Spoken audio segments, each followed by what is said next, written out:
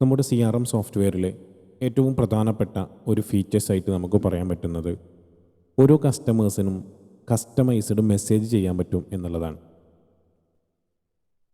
ഇപ്പോൾ നമ്മളൊരു ബിസിനസ് നടത്തുകയാണെങ്കിൽ നമ്മുടെ കയ്യിൽ നിന്ന് പ്രോഡക്റ്റ് പർച്ചേസ് ചെയ്യുന്ന ഒരു കസ്റ്റമറിലേക്ക് ഒരു മെസ്സേജ് നമ്മൾ വിടുകയാണ്. ഓട്ടോമാറ്റിക്കായിട്ട് നമ്മൾ ഇന്ന് വൈകുന്നേരത്തെ അല്ലെങ്കിൽ ഒരു ദിവസത്തെ സെയിലുകളൊക്കെ മൊത്തം ഒരു എക്സൽ ഷീറ്റിലേക്ക് മാറ്റി ആ എക്സൽ ഷീറ്റിൽ നിന്ന് നമ്മളുടെ അടുത്ത് നിന്ന് പർച്ചേസ് ചെയ്ത ഓരോ ആളുകൾക്കും ഞങ്ങൾ കയ്യിൽ നിന്ന് പർച്ചേസ് ചെയ്തതിന് നന്ദി, നിങ്ങളിൽ നിന്ന് പർച്ചേസ് ചെയ്ത പ്രോഡക്റ്റ്, ആ പ്രോഡക്റ്റിൻ്റെ പേര് വരുന്നു, ആ പ്രോഡക്റ്റിൻ്റെ സർവീസ് കോഡ്, അതിൻ്റെ എമൗണ്ട്, അതിൻ്റെ വാലിഡിറ്റി പീരിയഡ്, ഇങ്ങനെ ഓരോ കാര്യങ്ങളും ഓരോ കസ്റ്റമർക്കും സെപ്പറേറ്റ് ആയിരിക്കും.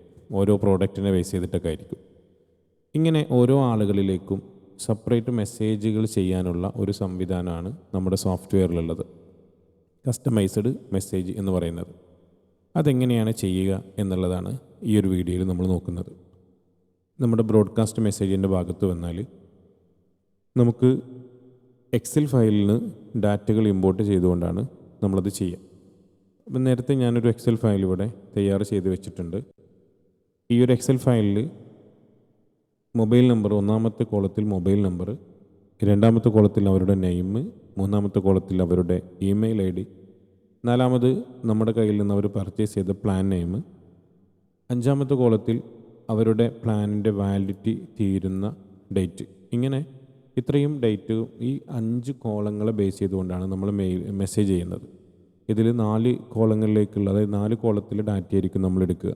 ഒന്നാമത്തത് നമ്മൾ നമ്പർ എന്നുള്ളതാണ് കൊടുത്തത്. അപ്പോൾ ഈ നമ്പറിന് നേരെ എത്ര ഡാറ്റകൾ നമ്മൾ കൊടുത്താലും അതൊക്കെ നമുക്ക് കസ്റ്റമൈസ്ഡ് മെസ്സേജിലൂടെ അവരിലേക്ക് എത്തിക്കാൻ പറ്റും. ഈ എക്സൽ ഷീറ്റ് സേവ് ചെയ്യാം. നമുക്കിവിടെ ഈ നമ്പറുകൾ ഇമ്പോർട്ട് ചെയ്യാം. ആ ഫയൽ സെലക്ട് ചെയ്ത് ഇമ്പോർട്ട് ചെയ്തിട്ടുണ്ട്. നേരത്തെ നമ്മൾ കൊടുത്തിട്ടുള്ള ഹെഡുകളൊക്കെ നമുക്കിവിടെ കാണാൻ പറ്റും. നെയിം, ഇമെയിൽ IDയും പ്ലാനും ആ പ്ലാനിൻ്റെ എക്സ്പയറി ഡേറ്റും ഇവിടെ ഉണ്ട്. ഫസ്റ്റ് കോളത്തിലെ മൊബൈൽ നമ്പർ, ഇവിടെ ഫോൺ നമ്പർ എന്നുള്ള ഭാഗത്ത് നമ്മൾ സെലക്ട് ചെയ്ത് കൊടുത്തു. ഇനി അതിൻ്റെ ഒരു റിവ്യൂ നമുക്കിവിടെ അവൈലബിൾ ആയിട്ടുണ്ടാവും. ആ അവൈലബിൾ ആയിട്ടുള്ള റിവ്യൂ നോക്കി അതൊന്ന് കൺഫേം ചെയ്യുക. അതിന് ശേഷം നമുക്കത് ഇങ്ങോട്ട് ഇമ്പോർട്ട് ചെയ്യാം. ഒന്നാമത്തെ സെല്ലിൽ നമ്പർ ഇല്ലാത്തതുകൊണ്ട് ആ ലൈന് ഞാനിവിടെ നിന്ന് റിമൂവ് ചെയ്തിട്ടുണ്ട്. ഇനി നമുക്ക് ഈ കസ്റ്റമർക്ക് ഒരു മെസ്സേജ് അയക്കാം. ഹായ് എന്ന് പറഞ്ഞ് അവരുടെ പേര് വരുന്ന രീതിയിൽ കൊടുക്കാം. ഒന്നാമത്തെ കോളത്തിൽ ഇവിടെ വേരിയബിൾ 1, 2, 3, 4 എന്ന് കാണാൻ പറ്റും. ഇത് നേരത്തെ നമ്മൾ കൊടുത്തിട്ടുള്ള 4 കോളങ്ങളെയാണ് സൂചിപ്പിക്കുന്നത്. ഒന്നാമത്തെ കോളത്തിൽ മൊബൈൽ നമ്പർ ആയതുകൊണ്ട് അതിവിടെ വരുന്നില്ല. അതിനുശേഷമുള്ള 4 കോളങ്ങളാണിത്. അപ്പോൾ വേരിയബിൾ 1 ആണ് നമ്മൾ നെയിം കൊടുത്തിട്ടുള്ളത്.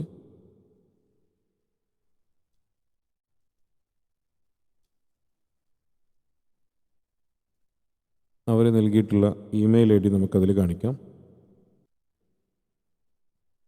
അത് വേരിയബിൾ 2 എന്ന പേരിൽ. അതിന് ശേഷം അവർ പ്ലാൻ നെയിം കാണിക്കാം.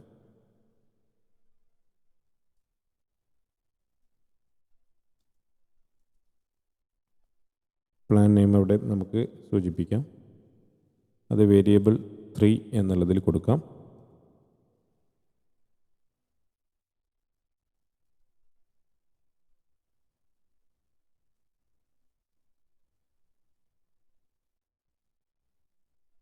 അടുത്ത് നമ്മളുടെ വാലിഡിറ്റിയാണ് കൊടുക്കുന്നത്. വാലിഡിറ്റി ഇതേപോലെ ഇവിടെ വന്നിട്ട് നമുക്ക് ആ വേരിയബിൾ കൊടുക്കാം.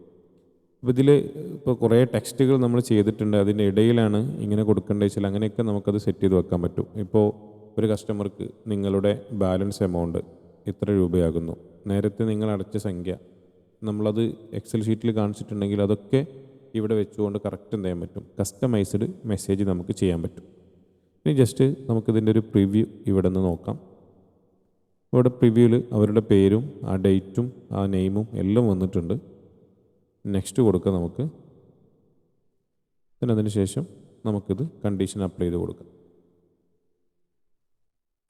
മെസ്സേജുകൾ ഓരോന്നായി നമുക്കതിൽ സെൻഡ് ആകുന്നത് കാണാൻ പറ്റും.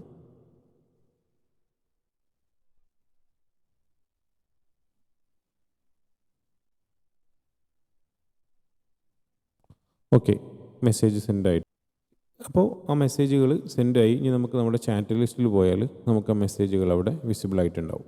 അപ്പോൾ ഇതേ രീതിയിൽ ഓരോ കസ്റ്റമേഴ്സിന് സെപ്പറേറ്റ് മെസ്സേജ് ചെയ്യാനുള്ള ഒരു ഓപ്ഷനാണ് ഈ സോഫ്റ്റ്വെയറിലുള്ളത്.